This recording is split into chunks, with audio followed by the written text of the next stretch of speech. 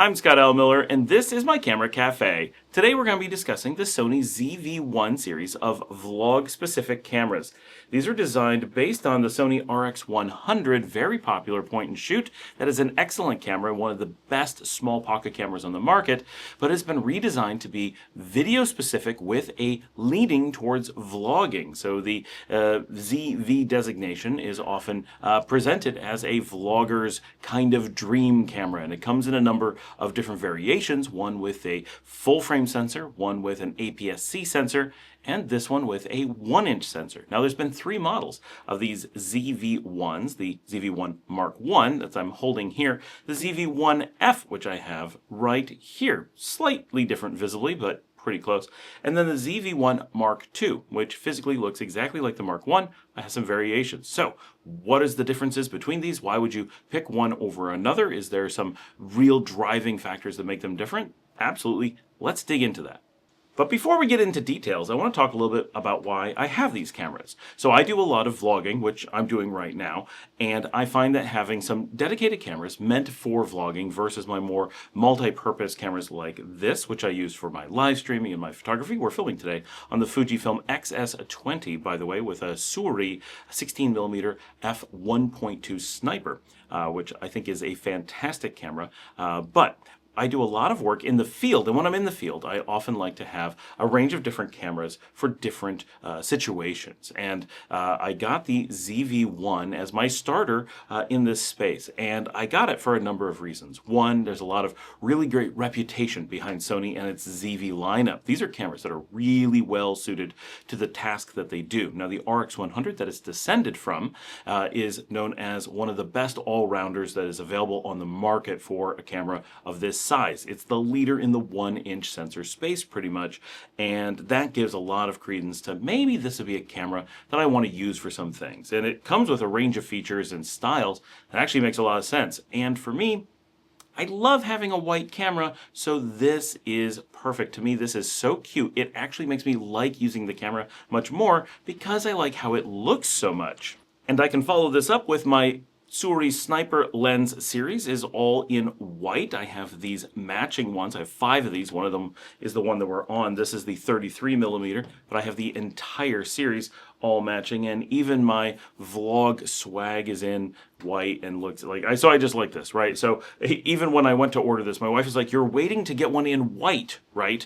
Yes, I did, and they're a little bit harder to find. It took me about a year of waiting for MPB to have one in the condition that I wanted at the price point that I wanted in white. So I waited, and very happy that I did. Now, it's available in black and white, but that's a pretty minor point. But I do work in the tropics, so having a lighter colored camera actually does help it last longer. But for me, there are some of the things that I wanted. Having a small camera that's really focused on vlogging is important. The form factor is incredibly comfortable, and it makes it just a pleasure to use. It has a really nice handle that the RX100 does not, a little finger grip there, this, and with a nice thumb grip on the back. I'm very, very happy with the feel, the function of this camera for how I work is just really, really good. And so that has been important. It's known to have a good microphone. It has the flip out screen here, which makes it very easy for holding. Because of its size, it's very easy to hold in your hand. You can see, if I want to be discreet, I can kind of palm it when I'm going places. People can see that I'm holding a camera, but it makes it much less obvious. I don't have this big thing that I'm carrying around, and it has a really good range on the lens from an equivalent of 24mm to 70mm with an aperture that opens as much as an f1.8 when you're at the 24mm, and then by the time you're at 70, it closes down to 2.8, which is still decently fast. So it's a really nice range to work with. A lot of people have complained that it's a little bit on the short side. But overall, the general approach to camera that we have here, I think is fantastic. And of the ZV lineup of vlogging style cameras, I think this is really close to perfect from a form factor and features perspective. On paper, this is a vlogger's dream camera. So what about reality? Well, getting it and using it in practice, there's some caveats that are pretty important, and I want to discuss these on the ZV-1 Mark 1 before we jump into why the other cameras exist, because this one was out years before the others started to appear. Normally I don't do this, but with this camera, I think listing some of my why I don't use this camera very much items is well worthwhile discussing. Because I found that while certain aspects of the camera I absolutely loved, and I just want to preface, before we go on, no matter how much I dislike this camera, I recently bought this camera, so clearly there was something that drove me from this, but didn't make me give up on Sony's ZV-1 ecosystem. So keep that in mind as we go, because what I don't like about this camera is pretty strong. So first of all, you only get 5 minutes of recording. That's a really big headache. If you're doing vlogs like me, if I'm using this as a street shooter and I'm going out and I'm trying to get events and I'm just grabbing lots of vignettes of things I'm going to edit into something later, then it works pretty well. And I still really like it for that for the most part. But if I'm filming myself and I want to talk to the camera and I'm doing a vlog, its runtime limits are so severe that I feel like I'm recording a short on my phone for YouTube, which used to be just 1 minute and now is 3, but it's still, you gotta watch that clock and be really, really careful, because if you run over it, then you have to edit it. But with this, it's even worse. Yes, you get to go to 5 minutes instead of 3, but if you go over, it shuts down and doesn't work properly. That's awful. So that's a thing that I really don't like. It also has very low battery life. The batteries are tiny, they're easy to charge, they're not expensive. That's fine. It's a tiny camera, I totally understand. But I would have liked a little bit better battery life. It's okay. The audio, though, this is a big deal. The audio on this camera, which it was supposed to be very good. It's supposed to have audio and microphones and processing that is designed around the use of this of vlogging. It does not. And you can hear the birds on the microphone here. We're on the Rode shotgun. With the built-in mic here, what you get is an incredibly tinny, thin sound. It does not sound good at all. It's hard to pick out voices. It doesn't sound robust. Even if you plug in a microphone, I feel that the preamps do not pull a lot of great audio out of that. So if I was going to record with this with audio, I'm not going to take my good Rode microphone and plug it in here and be like, yeah, it's good enough. I'm going to find an alternative microphone or recorder and then sync it up. So I'm only using this microphone ever for synchronization, and that for a vlogging field cam is impossible. So as again, if I'm shooting events and I'm trying to get footage for B-roll, it's pretty good. But if I'm trying to use it as my primary vlogger, it's a fail. And also worth noting, significantly for the first few seconds when you start recording, which there's no way to see visibly, and you really have to remember this, that you have a good period of time where the audio is totally blown out and then it corrects itself. I haven't found a way to fix that. Maybe there's some setting that I could adjust. Maybe there's an auto detect of something that I haven't found, and that will get better. But that makes so many of the recordings that I do sound atrocious that I often have to wait like 15 seconds. I really have to pause and let it run down and then start recording. And remember, you only have a 5-minute limit, so that's coming off of that. So it's really more like a 4-minute, 45-second limit. So, and then, of course, you don't want to go right to the 5 minutes. You always want to leave yourself 5 seconds at the end, or if you have a big topic, 15 seconds at the end. Now you're at 4.5 minutes. You start to notice when the time is that tight that these little problems become big problems. You always want your audio good when you start recording. It's just very likely that you're going to have someone start talking and then be like, sorry, that probably has to be thrown away. Let's start over. You don't want to do that. Now, the range on this, 24 to 70, it's a really nice range. And for me, I have longish arms. I can hold it pretty far away, and that 24 millimeter still allows me to have enough background that I can use it. And the 1.8 aperture makes it look pretty good. You generally don't want to go all the way to 1.8, but put it at 2. It looks pretty nice, and it's still a little bit close, and a lot of people complained about that, and I totally understand why. But having 70 millimeter on the upper end makes it really versatile for doing a lot of things. And let me say it once again, if you're out in the field and you're shooting events and you're getting other things, that 24 is as wide as you reasonably want to go, and that 70 is a nice punch-in. Basically, it's a perfect range for that B-roll. But if you're just recording yourself, as many vloggers are, it's going to be very difficult. If you're on a tripod, then it works fine. You can just back up a little bit, no problem at all. Very simple tripod length, just 6 to 12 inches past the end of your arm, and it's probably going to look fantastic. And with that f1.8, you can really get background separation when you need it. Would just blow out the bokeh, and it's wonderful. But then we're on a tripod, and what problems do we have there? Well, you see the tripod mount is directly against the battery door. So if you have this on a tripod, you can't open the battery door. Everyone talks about this, so I'm not going to harp on it because it's really well known with this camera. But of course, because of the low battery life and the constant starting and stopping because of the 5 minutes, these little things start to really add up into being very difficult to use this for the type of vlogging that I typically do. A show like this one, for example, where I'm talking to you for any length of time, already would have caused problems. We're over the 5-minute mark in what my recording is doing. I would have had to have watched the time, stopped it, and restarted again had it been on this camera, and I would have had to have a separate audio rig. And then again, syncing up audio when you have all these little short video segments is just one more extra problem because you don't have a long, continuous run of both that then you can edit together later. It just doesn't deliver the best experience in that way. But all the controls I find pretty good. There's a few things I would like to change. I would love it if there was a real wheel on this, a few things. But I have one last thing that is the killer negative aspect for me, and this is one I've seen nobody talk about, and that is that it is very slow in starting up. I also have the problem, I'm going to mention this real quickly, this is probably just mine, so I don't want to really harp on this because I suspect that some other people have the same camera and do not have this problem, but the battery very often comes loose. And so I can have a battery in there, it can be completely charged, and I start using it, and I close up the battery door, and then suddenly it dies because the battery became disconnected, and I have to go in and wiggle it around, and this happens with all my batteries. It's not a single battery, and sometimes I can't get it to turn on. Sometimes I keep the door open so I can keep my finger on the battery. Like, that's a really big problem. You never really trust the battery connection. There's just not enough pressure on it or something, or the contacts aren't very good. Not quite sure, but that's a major problem that I've had with this.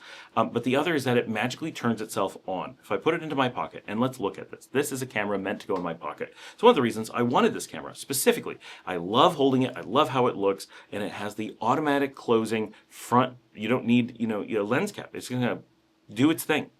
So I can put it in my pocket. And that works great. It really does fit in my pants pocket, in my shorts pocket. I can put it in the palm of my hand. I walk around. But when I'm doing that, without fail, it turns itself on and extends the lens. And this is a major problem because then I can't get it out of my pocket. This lens cover opens up, so the lens is getting exposed to things. It's getting dirty and dusty. It's getting touched as you're trying to get it out of your pocket. You're risking damage. You're getting dust into the mechanism. There's so many just logistical problems because it turns on so easily. And then if anything goes wrong with the battery, it stops functioning and it can't pull the lens back in. So I found that the lens mechanic really caused so many problems that I almost can never use the camera. Again, if I'm shooting B-roll and it's like coming out of a case, I have a really nice case for it that I like a lot. Take it out of that, you're fine, and then you're going to go shoot your B-roll. It's going to work pretty well, and that the battery problem probably is something you can work around. But as soon as, again, you're trying to do something or you're trying to have it at the ready, I want to go to dinner. I do a lot of life vlogging. I want to be able to carry it into a restaurant, into an event, just have it discreetly in my pocket and be able to pull it out really quickly, turn it on, and start filming or talking or whatever. It's kind of like street photography. You need something that can react quickly. Well, because of the lens, turning this camera on takes a really long time, and turning it off takes a bit of time, and it's often turning on and off without you telling it to. And that is absolutely dysfunctional as far as this camera is concerned for me. So this camera, for all intents and purposes, I can't use. And so I gave it a real try. Lots of things that I do like about it. The image quality is excellent. The usability is excellent. The form factor, the look, it makes me want to take the camera places, but it makes me not able to. So that's a really important look at what makes it awesome and then what makes it not so awesome. Now, Sony decided to move forward with this camera series and make a second generation of cameras. And they didn't start with the ZV-1 Mark II as their second generation, which was probably smart because it was going to be too similar to the Mark I because they didn't change the sensor and they didn't change the processor. But going into the second generation, which began with the Sony ZV-1F, which I have here, gave us a slight change to the way that the camera was made and gave them a path forward on other cameras. So a couple important things. One, price. This one is much more expensive than this one at nearly double the price. We're going to get actual current prices on all these models and pop them up so you have direct comparisons. I'm not going to try to do it from memory, but this is a much lower cost model. And what's important about it is that the F stands for fixed. This is a fixed lens camera. So this has, like we said, the 24 to 70 Zeiss sonar lens. This is the 20 millimeter Zeiss Tessar lens. So this is only 6 elements. It does not have any movement. You have to take the lens cap off. It's an itty bitty little lens. They didn't need to have all of this, I don't think. It's mostly just to match the form factor of the previous one, but being a fixed lens means it is noticeably lighter. And turning it on is nearly instant. I press the button and it's ready to go. I'm already ready to take a picture. I just tap it. Now the other one, I also want to note, this one, in addition to the lens taking time to come out and being very, very slow, it also did a number of popping messages up on the screen and making you do things. And so I found that it got in the way and I was always having to press a couple extra things before I could get rolling. And this one I find, my estimation is this one is up and running in between 10 and 15% of the time. Not 10 to 15% faster, 10 to 15% of the total time. So 85 to 90% faster than the Mark 1, even though it's the same processor, same sensor. It doesn't need to do anything different, but it doesn't have to extend the lens. It doesn't have to fire up those motors, and it doesn't have all these weird questions that it makes you go through to be able to use the camera. So that is beyond significant. And the being able to take the lens cap off, yeah, I sometimes wish that the lens cap was somehow more firmly attached so I never had to worry about it, because that is one great thing here. There's nothing to fall off this camera. You can't, but you're going to damage the lens. With this one, I can replace this if I need to, and the camera is just so much more usable, and it's exactly what I want. So, what all did they change? Well, let's look around. On the bottom, we have a slightly modified battery compartment. So far, my experience with this is that this one has had the battery get loose, but not anywhere near as much as the first one. Is that just the models, the individual cameras that I have? Very possibly. So we don't want to dig too much into that. It still has the problem. It uses the same battery, but it is a bit better. The tripod mount has been moved significantly. Now there's no problems with getting batteries in and out, swapping that during a filming session while you're on a tripod. So this is a lot more usable here. It also puts it into a spot where, so that when you have the lens open, the screen open, it is now much more balanced to have on a tripod rather than being completely off to the side and extending away. It was really strange with this one. Totally usable, but very strange. As far as the form factor, it's the same case. They've changed the tiniest things. There's a slight difference in how they made the thumb grip, but it's the same shape. Slight difference to what the microphone looks like, but same placement.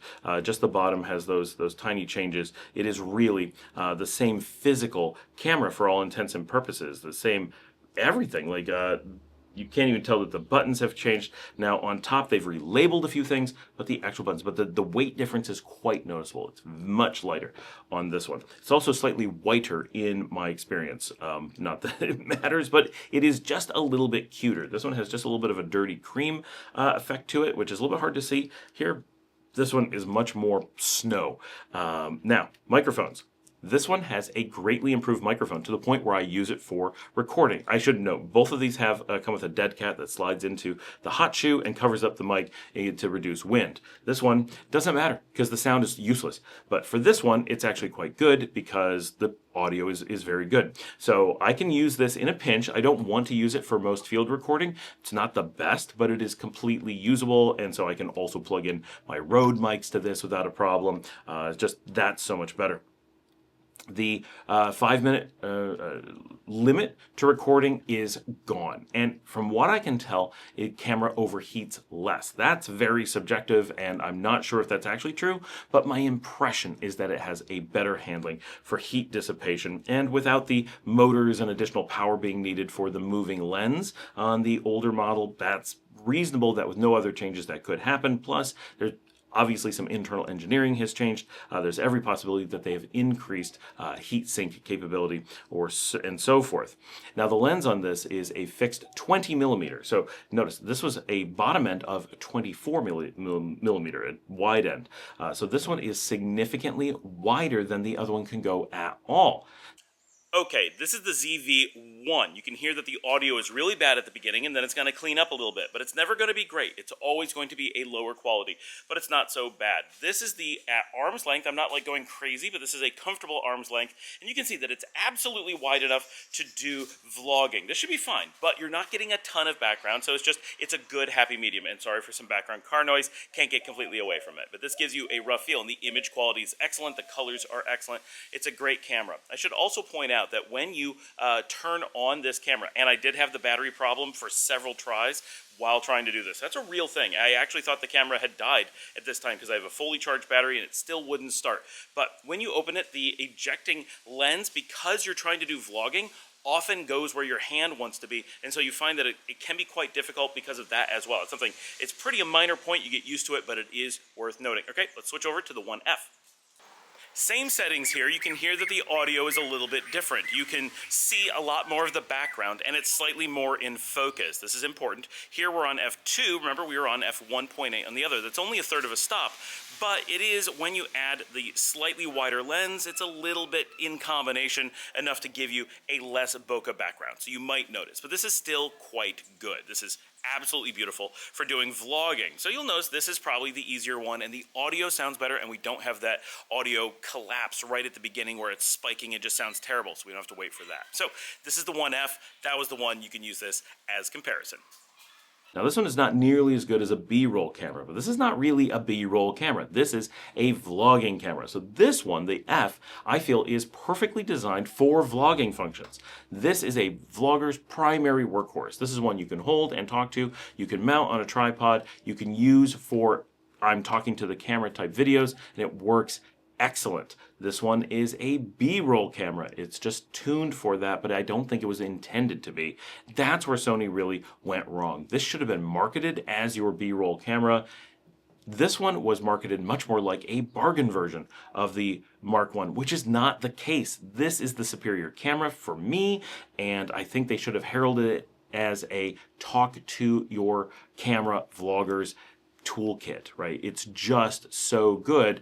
It's what we had expected with the first one. So very, very, very happy with this. And the differences in the things that I mentioned made this one that I tried and found that I could not use, and that this one I find that I'm already using as a main camera in my set, where I'm willing to use it in the field, I'm willing to use it on a tripod, I'm willing to use it when walking around, I'm willing to use it in the studio.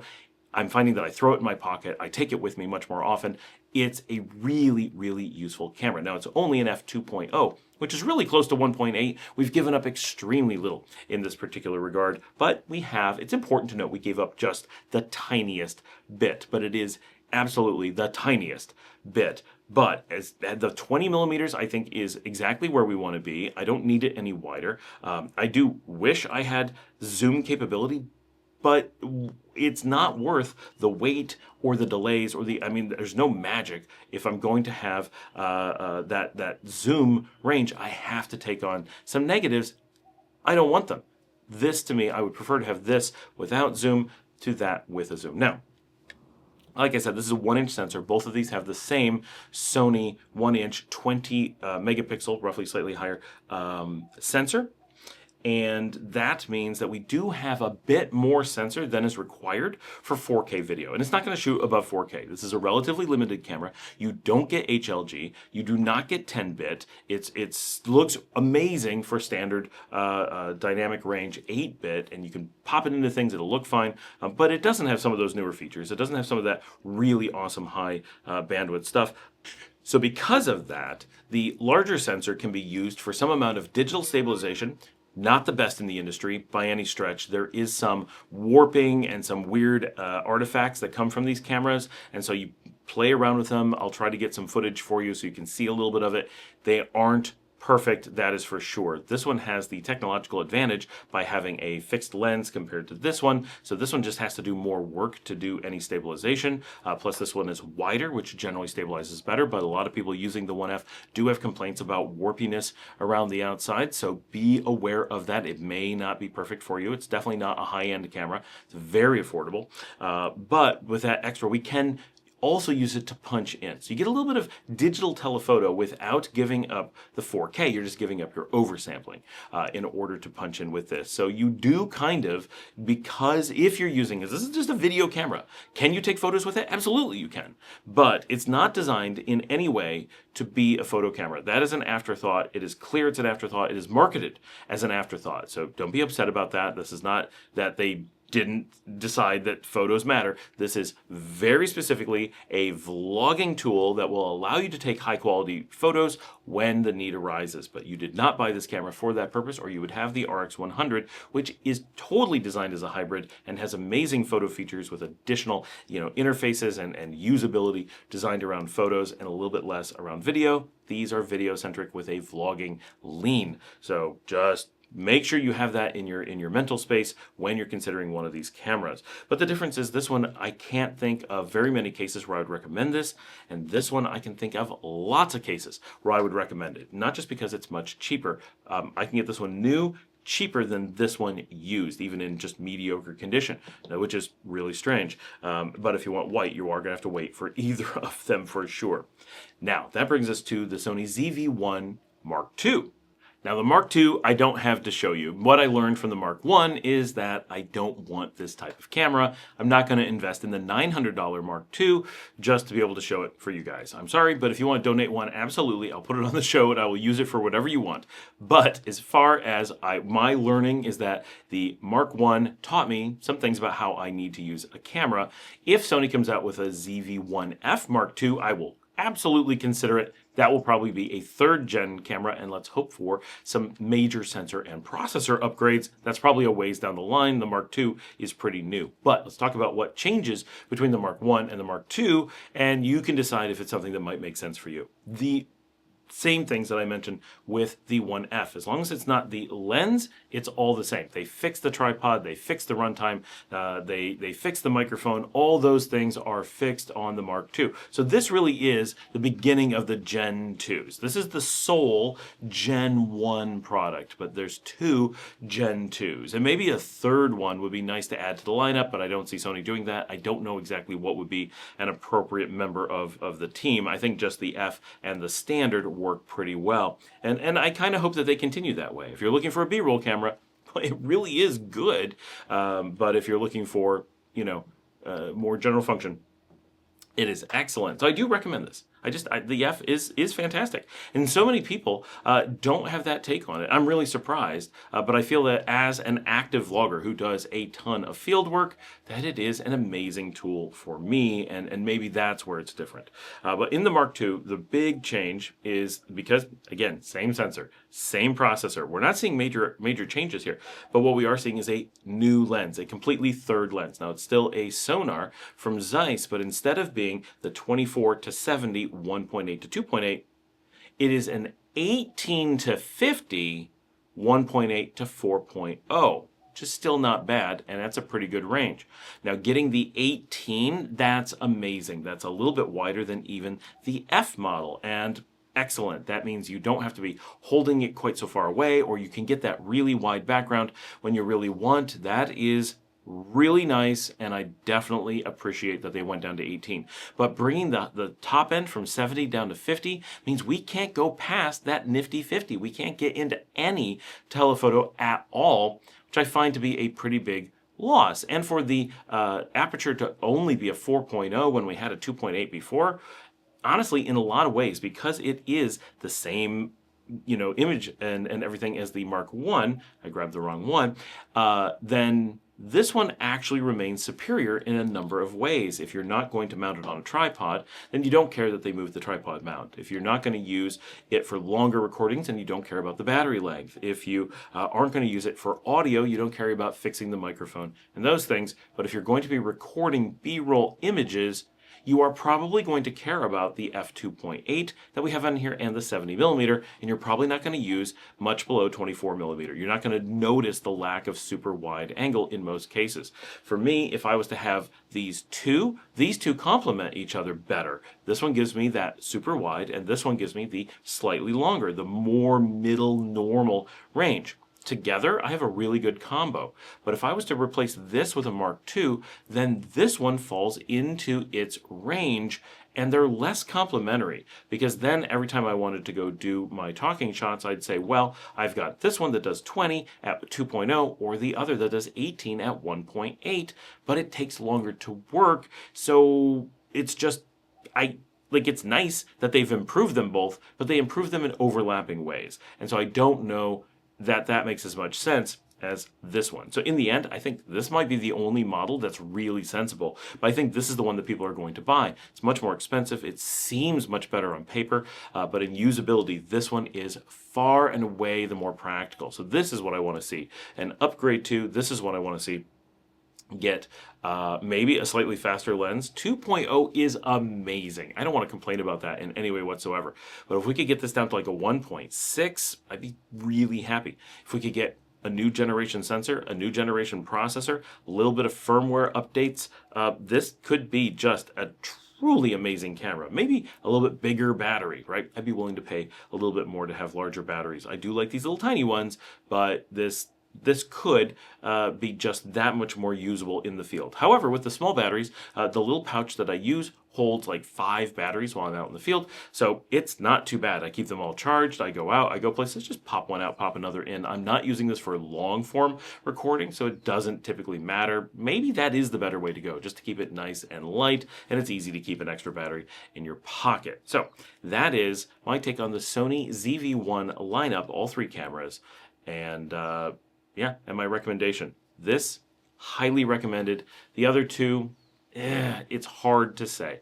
The Mark I, absolutely not recommended unless it's purely for that B-roll. If you understand that, and it's a camera you're willing to drop used probably $300 to $400 on, okay. And because the Mark II came out, these Mark I's came down in price a bit. I waited until the Mark II came out to get this, so I got it for the high 3s. I got this for the low 3s, but this is the better value. Even at the higher price, this would have been the better one. It was the low price that tempted me to give it a try, but I knew that the fixed lens was very likely going to fix the majority of the problems that I found with the first one, so I'm quite happy with it.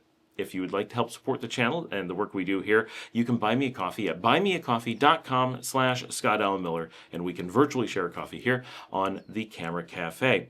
Since the last time we made a video, we've had a leap in the number of subscribers, and I'm really going to make an effort to do a lot more here on the channel. I've been very busy with my other channels and life in general, and I didn't really realize how popular this channel was becoming, and I've been a bit reticent on making videos. So I really want to get that corrected. I've got some cool stuff. We haven't talked about the Fuji at all. We've got new cameras coming out from lots of different vendors. We have quite a few new lenses to play around with, all here in the studio, and we also have the DJI Pocket 3 that we've not talked about yet on the show. We have the GoPro 13. Now, these are less the type of cameras we normally talk about here on the show, but new stuff, cool things. We're going to be doing that in the near future. So thanks everyone for joining me. I will see you all next time.